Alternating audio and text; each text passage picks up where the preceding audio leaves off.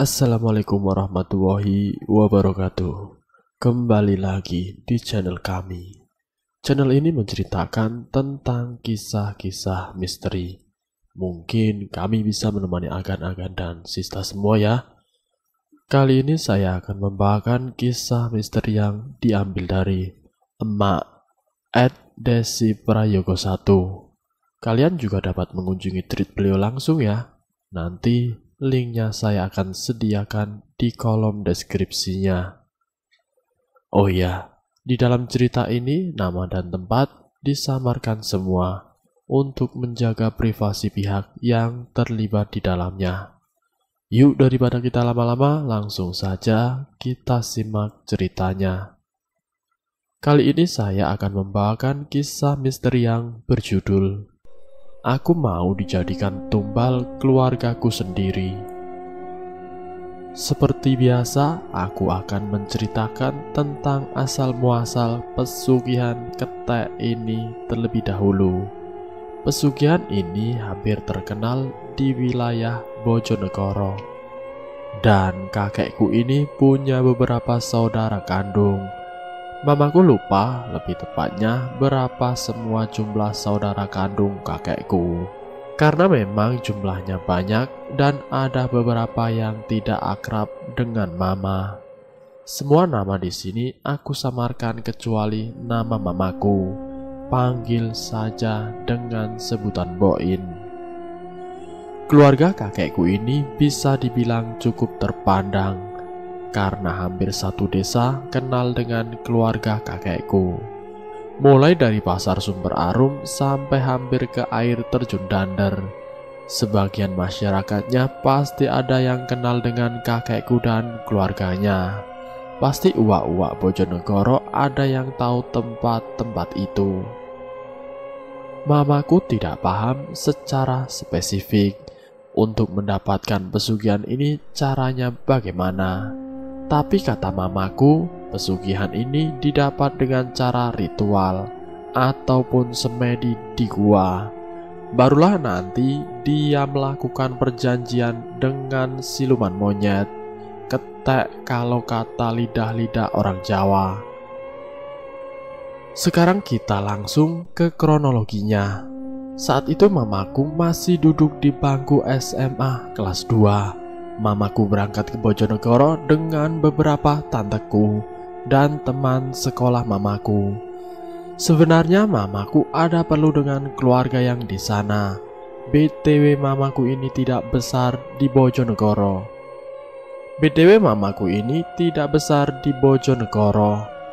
Jadi kakekku waktu itu adalah seorang TNI Angkatan Darat yang ditugaskan di Surabaya.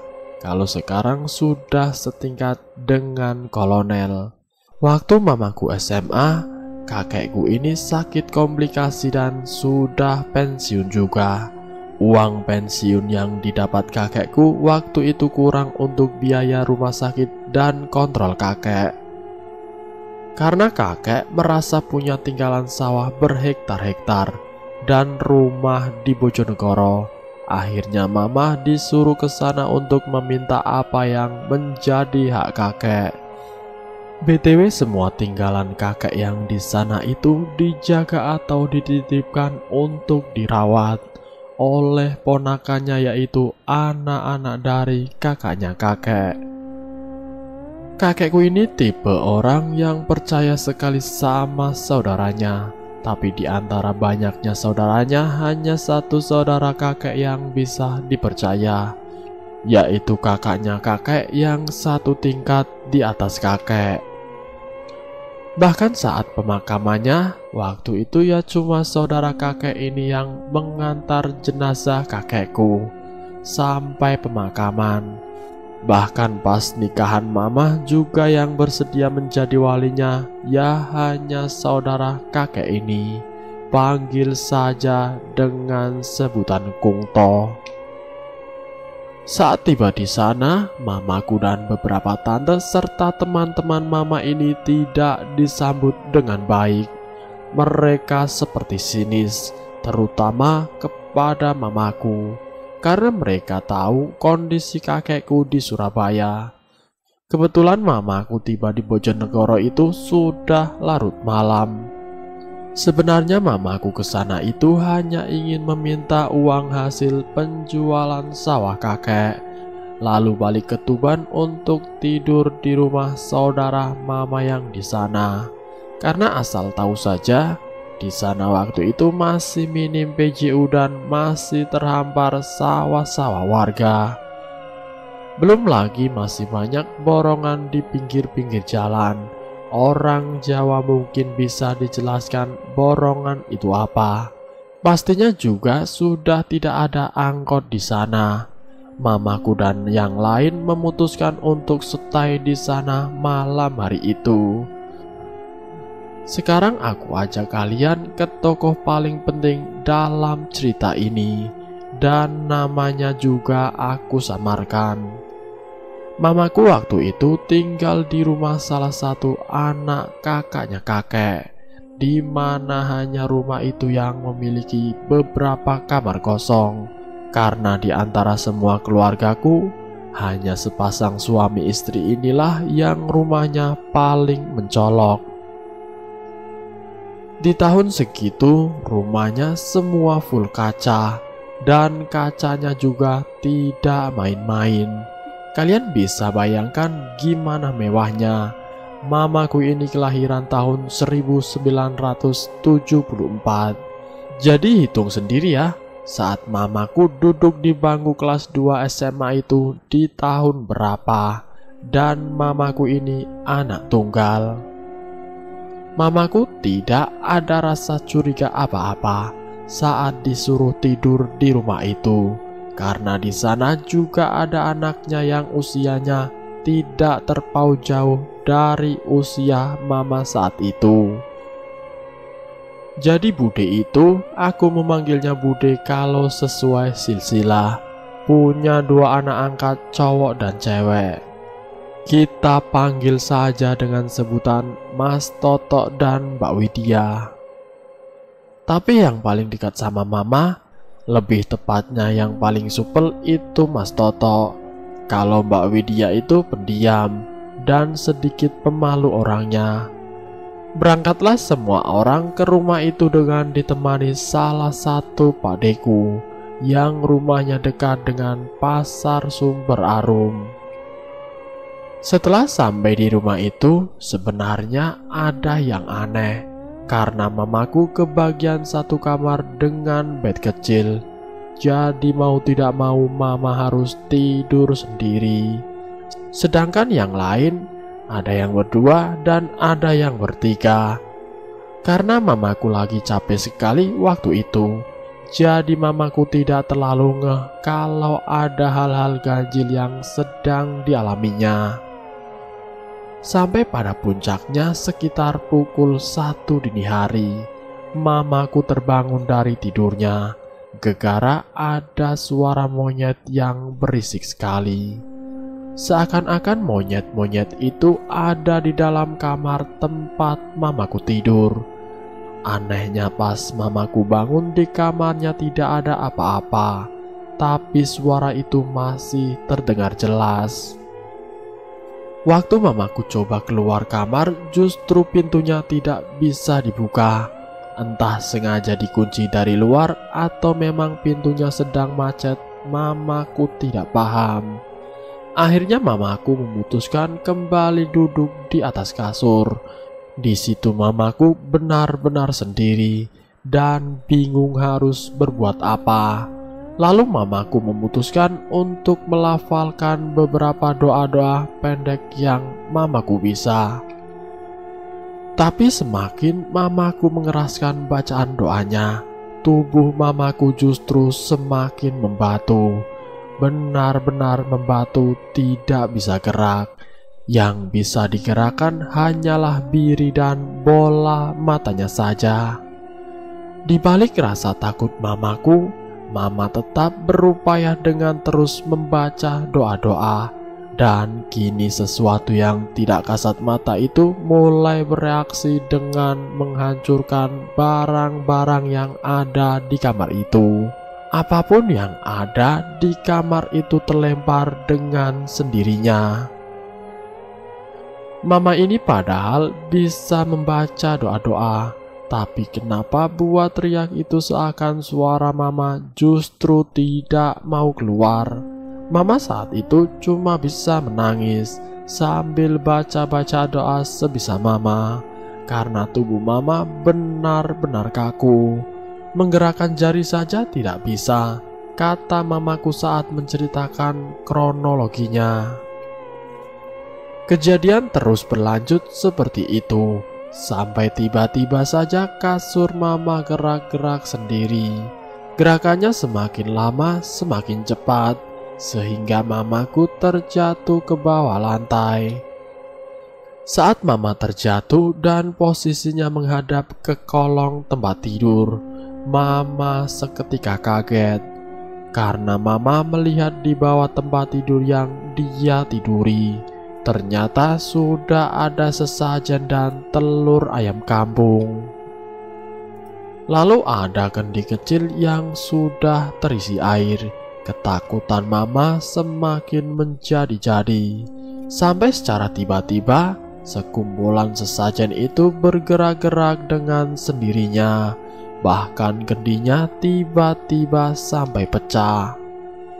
Mamaku yang saat itu cuma bisa mematung menghadap ke arah kolong tempat tidur dan tidak bisa berbuat apa-apa, dikagetkan dengan munculnya sosok anak monyet dengan bulu coklat kehijauan keluar dari dalam kolong tempat tidur. Entah dari mana asalnya monyet itu. Monyet itu semakin lama jaraknya semakin dekat dengan mama.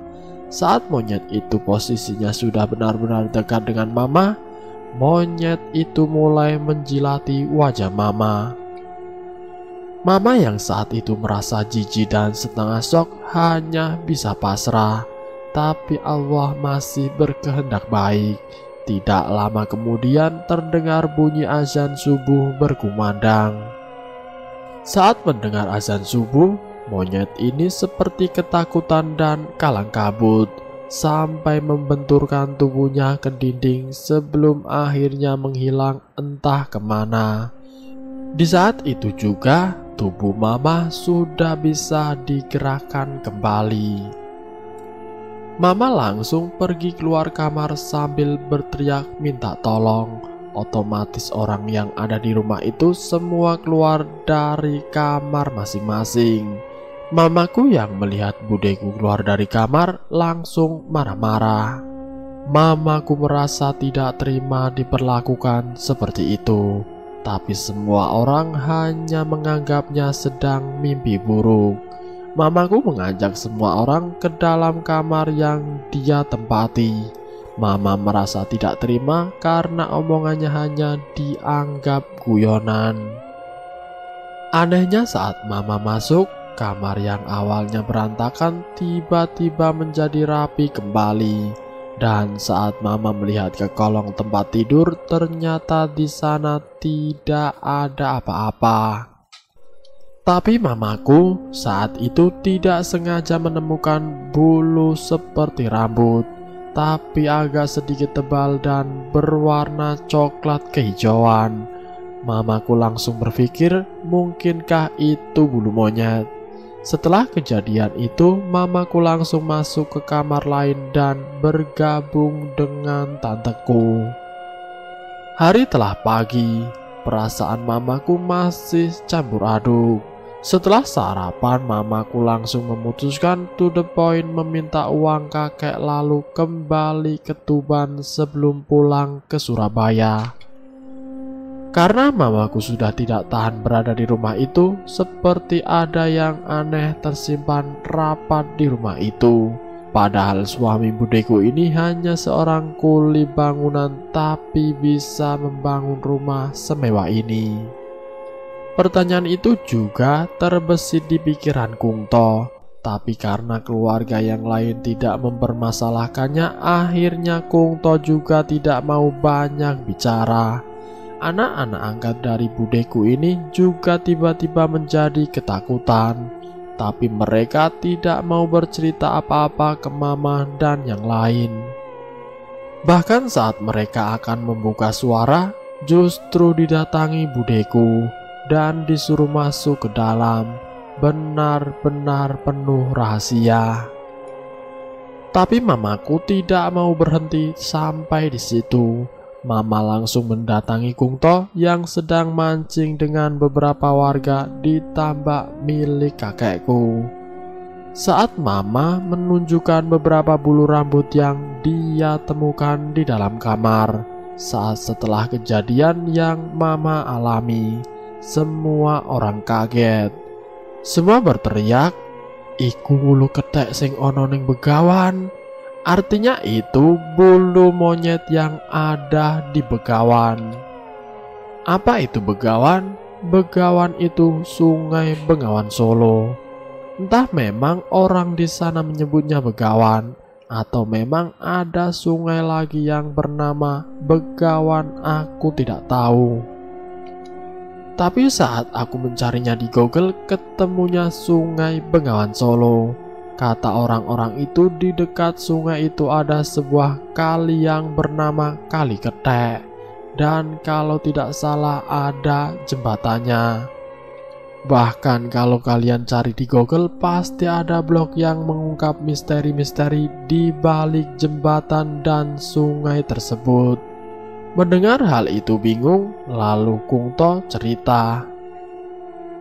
Di kali itu, Kali Ketek terkenal sekali ada mitos tentang monyet jadi-jadian yang selalu jadi sasaran orang-orang yang ingin melakukan pesugihan untuk mendapatkan kekayaan dengan cara instan.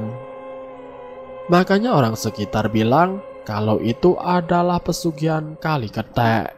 Tapi pesugihan itu harus memberikan tumbal nyawa. Dan yang akan dijadikan tumbalnya pun pilihan yaitu hanya anak pertama dan anak tunggal. Semakin sering dia memberikan tumbal, semakin cepat jadi dia kaya. Paling lama orang itu menyerahkan tumbal yaitu 3 tahun sekali. Biasanya jika anak kandungnya sudah ditumbalkan, dia akan menumbalkan anak lainnya yang masih sedarah dengan dirinya. Yang jelas hanya anak pertama atau anak tunggal. Di luar itu tumbalnya tidak akan berfungsi. Orang-orang yang melakukan pesugihan itu biasanya harus bersemedi semalaman sampai dia bisa bertemu dengan siluman tersebut. Barulah dia bisa membuat perjanjian. Begitu pula dengan tempo tumbal yang akan diberikan. Jangka waktunya juga akan disepakati di awal saat dia melakukan transaksi dengan siluman tersebut. Dan jika mereka tidak memberikan tumbal di waktu yang sudah disepakati, maka yang akan diambil adalah orang yang melakukan pesugihan tersebut. Lagi-lagi Mama dibuat kaget dengan pernyataan dari Kungto. Saat Kungto bertanya di mana Mama mendapatkan bulu itu. Akhirnya Mama menceritakan semua dan membuat Kungto kaget. "Untung ya In, kamu masih selamat," kata Kungto. Tapi Kungto bilang kepada warga yang saat itu mancing dengannya untuk tidak main hakim sendiri. Akhirnya Kungto memutuskan untuk membicarakan hal ini secara kekeluargaan. Tapi saat semua keluarga berkumpul di rumahnya, budeku ini tidak mau mengaku sama sekali. Jadi Kungto dan yang lain jadi tidak bisa memaksa. Karena hari sudah semakin siang, Mamaku memutuskan untuk langsung mengambil uang kakek dan balik ke Tuban. Tapi kurang ajarnya, semua tinggalan kakekku dijual tanpa izin. Dan Mama hanya dikasih uang 1 juta untuk berhektar-hektar tanah dan rumah milik kakekku. Katanya sisa uangnya adalah hak dia. Padahal kakekku sama sekali tidak memberikan sedikit pun tinggalannya kepada budeku ini. Saat uangnya diminta, ternyata uangnya sudah dipakai untuk menebus suaminya yang masuk penjara 3 kali karena judi dan hampir membunuh orang. Semua keluarga kaget, tidak bisa bicara apa-apa. Seakan semua tinggalan kakekku dihak milik secara sepihak, padahal harusnya semua itu menjadi hak mamaku. Sampai pada akhirnya kakekku meninggal dunia beberapa hari sebelum mamaku menikah karena beban pikiran juga. Bahkan saat kakekku meninggal pun semua harta kekayaan yang di Bojonegoro tidak tahu juntrungannya kemana. Tapi nenek dan mama sudah mengikhlaskan semuanya. Sekitar 2 bulan setelah mama menikah, mama mendapat kabar bahwa anak angkat budeku yang pertama bernama Mas Toto meninggal dunia karena sakit. Sakitnya apa juga tidak ada yang diberitahu, sampai harus dirujuk ke rumah sakit terbesar di Surabaya dan meninggal di rumah sakit itu. Sayangnya keluarga tidak ada yang boleh melihat kondisi terakhir mayatnya. Tapi kata beberapa budeku yang sempat melihat, katanya wajahnya mirip monyet. Wajahnya hampir dipenuhi bulu. Bahkan saat pemakamannya saja seakan-akan disambut dengan beberapa monyet yang tiba-tiba memenuhi kuburan, membuat orang-orang yang ikut memakamkan ketakutan dan berhamburan kemana-mana. Bahkan ada juga yang balik pulang. Alhasil pemakamannya hanya ada pihak keluarga, dan itu pun hanya beberapa. Ternyata saat mamaku ke sana, rumahnya yang dulu mewah sudah terbakar. Sekarang rumahnya kecil dan sepetak. Sebelum anaknya meninggal, suaminya juga telah meninggal dengan kondisi yang sama dengan anaknya. Wajahnya hampir menyerupai monyet. Kata mamaku, kalau Allah tidak baik sama mama, saat itu mama hampir saja jadi tumbal keluarga sendiri. Menurut info yang tim dapat, semua korban pesugihan arwahnya akan jadi monyet dan terkurung di sekitaran kali ketek tersebut, dan bercampur dengan monyet yang benar-benar asli hewan. Ciri-ciri kalau monyet itu jadi-jadian adalah ketika keluarganya yang melakukan pesugihan datang berkunjung ke sana membawa makanan. Saat semua monyet berebut, tapi ada satu monyet yang menjauh. Itu pertanda bahwa monyet itulah arwah keluarganya yang menjelma jadi monyet. Seakan memberi pertanda dia marah dan kecewa karena telah ditumbalkan oleh keluarganya sendiri. Karena keluarga yang melakukan pesugihan ini biasanya akan membawa makanan sebulan sekali untuk dibagikan ke monyet-monyet yang ada di sana. Sebagai bentuk rasa terima kasih dan rasa menghormati para siluman-siluman yang menempati wilayah di sana, biasanya juga monyet-monyet ini dicari untuk meminta kekayaan, kekuatan, dan penglaris usaha. Kalau yang diminta kekayaan, biasanya sang peminta akan menjadi kaya mendadak tanpa tahu sebab pastinya uang itu didapat dari mana. Jika yang diminta kekuatan, biasanya yang meminta hal itu seorang jawara-jawara yang ada di sana agar tidak tembus peluru, tahan bacok, dan tidak mampu dibakar api. Jika yang diminta penglaris, biasanya bulunya akan dicampur ke barang jualannya. Kalau orang itu jualan makanan, bulunya akan dimasak jadi satu. Jika orang itu berjualan barang, biasanya bulunya akan diusap-usapkan ke barang dagangannya. Dan selesai. Itulah sedikit informasi tentang pelaku pesugihan. Semoga kisah kali ini bisa menjadi pembelajaran buat kita semua agar kita tidak melakukan pesugihan itu. Saya cuma mau mengingatkan, semua perbuatan pasti akan ada tanggung jawabnya. Jadi untuk kalian semua, berhati-hatilah dalam melakukan apapun. Ambil sisi positifnya dan buang jauh-jauh sisi negatifnya. Terima kasih sudah mampir di channel kami. Jika kalian tertarik dengan video kami, silahkan tekan tombol like, share, dan komen. Dan subscribe untuk mengikuti video kami selanjutnya. Wassalamualaikum warahmatullahi wabarakatuh.